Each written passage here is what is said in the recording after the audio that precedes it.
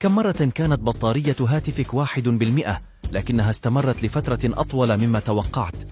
الهاتف يظهر نسبة البطارية بناء على حسابات للطاقة المتبقية، لكن هذه الحسابات قد لا تكون دقيقة تماما عند النسب المنخفضة. يعتقد البعض أن الهواتف الحديثة تحاول الحفاظ على الطاقة عند انخفاض الشحن، فتدير استخدام الطاقة بكفاءة، مما يساعد في إطالة عمر البطارية، أو أن الأمر مجرد صدفة أو خطأ من نوع ما، لكن هذا ليس صحيحا. فما السبب؟ السبب الحقيقي هو الحفاظ على بطارية هاتفك، فيمكن البطارية هاتفك أن تتضرر لو كانت فارغة تماما، فهذا ينقص من عمر البطارية وعلى قدرتها على العمل بكفاءة مع الوقت.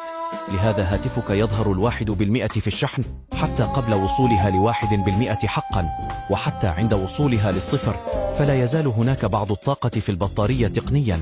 فلا تترك أبدا هاتفك حتى يفرغ من الشحن.